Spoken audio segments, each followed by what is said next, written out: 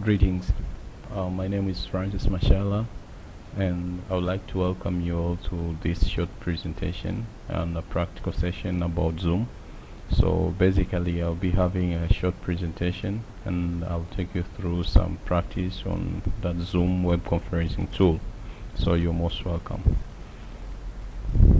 So to start with, the agenda of the presentation, it will be introduction to online collaborative tools, overview of web conferencing, importance of web conferencing, and finally we shall check on selected web conferencing tool all in practical way in the theoretical part. So the first thing, it is an introduction to online collaboration tools. Online collaboration, basically it starts from the concept of collaboration, which aim on supporting a group of two or more individuals to achieve the common goal or objective. And collaboration can either be achieved in both mechanisms. We have the traditional part of collaboration and we have the technology part of collaboration. If we can try to picture it out, early days of learning, we usually had small group discussions, and at some point we used to have flip charts that serve as the means of collaborations in the process of teaching and learning. And at this moment we have also the technological means, which actually they have blended from the traditional ways of collaboration. So this presentation basically will be based on technological approaches, the online collaboration techniques. So in pictorial presentation also we can visit some of the traditional means of collaboration. We find that we have the sticky notes, we have the flip chart, and we have the board. So at some point we use these techniques to bring collaboration in a classroom or in a learning environment. And also we have the technological approaches of collaboration. At this point we bring the tools like the web conferencing tools, the social media, the emails. They have been some of the tools that are used for collaboration in a technological perspective. Also, a snapshot on web conferencing. This is just an online service by which you can hold live meetings, conferencing, presentation, and training via the internet. The technology is possible through the use of commonly devices that we've been used. You can use the computer or the smartphone, and the architecture is quite like this. At some point we have the global part, the internet, and we have these computers which are connected through the internet. So you can be in any place around the globe regardless of the physical barrier, and still you can access the conference, the training online. And it's in a more pictorial presentation. It brings a sense of like this one. Somebody can be in a distant place and still can hold meetings. Then the importance, the first thing, it is eliminate the geographical barrier. It remove the physical barrier between a place and a place, and it adds on engagement. So at least it brings some sort of engagement. You can be in a distant place but still you can collaborate with your colleague. Then it offers real-time and flexible communication. You can communicate in a real time. There is no need of time delays. Also it saves time on travel cost. You don't need to travel from one place to another place in search of a venue, and it brings some sort of, this is one of example of web conferencing. It's a session that was conducted at the Open University, and it comprises like 30 plus students which are studying at Open University but are residing in Ghana. So the session was conducted and there were lecturers at Open University, some lecturers at Ghana, the Lawe Ghana University, and the students, they were connected. So they had their time to present their issues and to ask questions, and a lot of issues they were solved through just this web conferencing.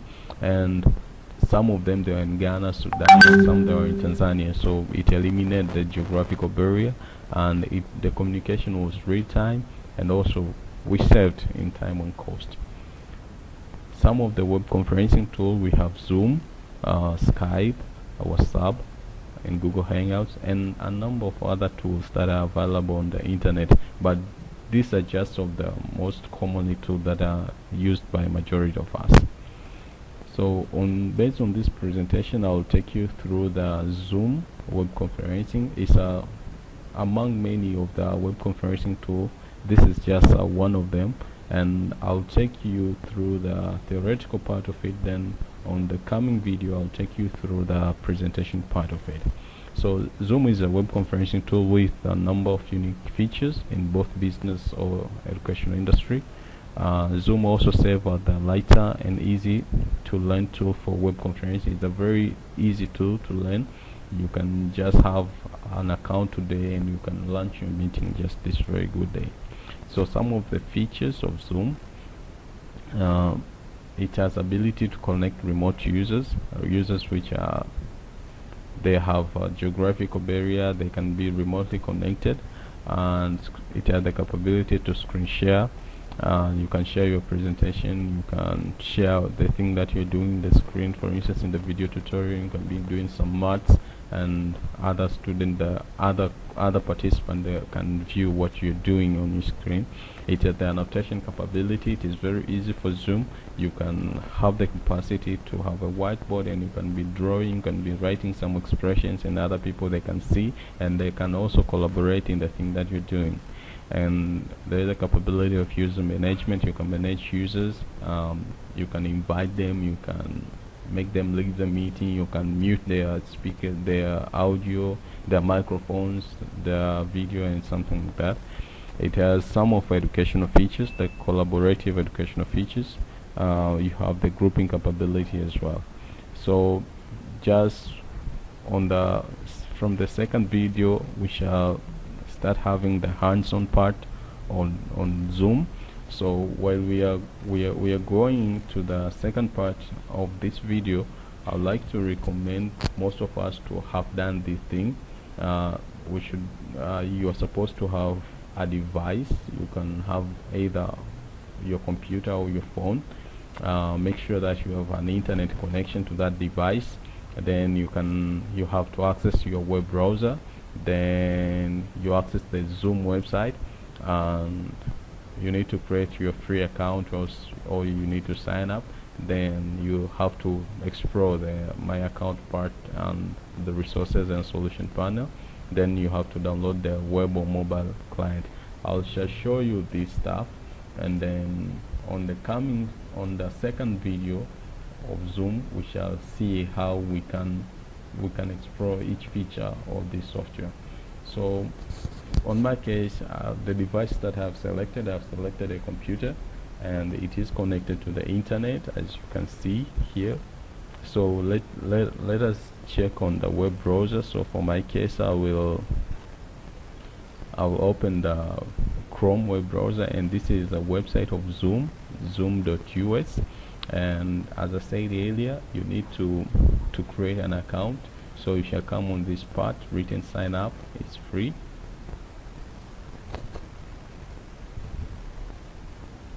So you need to verify your dates, your DOB.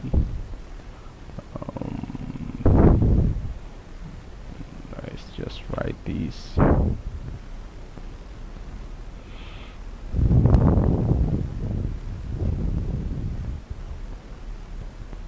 So you have this option. You can either use your work email address, or you can use this option here, either to sign in with Google or with SSO or with Facebook. So on my side, I'll opt to sign in with Google, the Gmail account. So I'll select my Gmail account.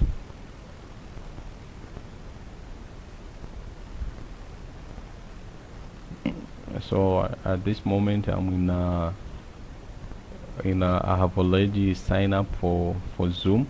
The second thing we said, you need to access the Zoom website. That is done. Create a free account or sign up is done. Then access my account and support part. Okay.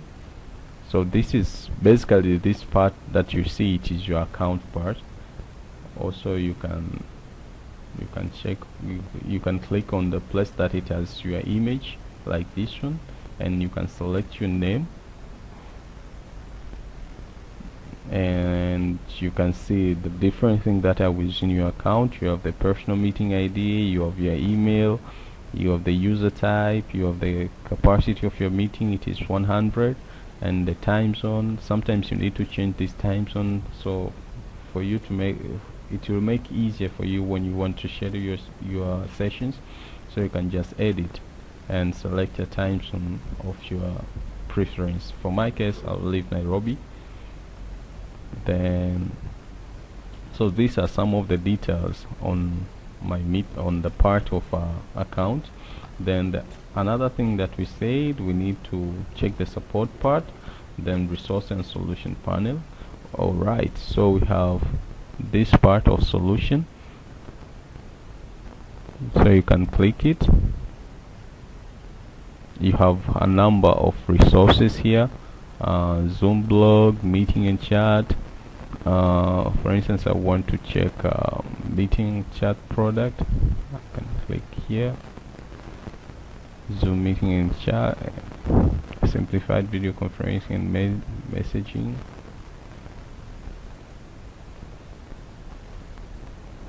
So you can have all this stuff and take it on your use. Again, I can open the website of Zoom in my another tab,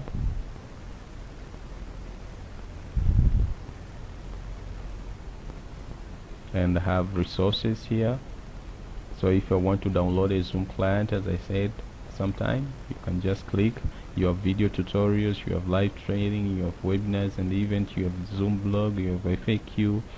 And so if you want video tutorials, you can also open. We have live training, you have FAQ. This is very important. So as I said, at some point maybe for you to have the capacity to run the meeting or to take part in a meeting, you need to have this the client for a meeting. So for our case, if you're using a mobile, you need to have a client, Zoom mobile app. For apps, if you're using iPhone, the iOS phone, you can download this one, and if you're using Android phone, you can download the one for Google. And for conference room and touch screen, if you're using the conference room and touch screen, you can download this one. And for the people who are using the computers, if you're using a Windows laptop or computer, you can download this download in Microsoft. And if you are using the Apple, the iMac and the Macs, the computers that are distributed by Apple, you can download this one. Let us check on our checklist. So we have managed to explore the resources, we have managed to check on the clients. So take your time to go through this concept. In next video we shall see how we can start practicing each component of Zoom. Thank you.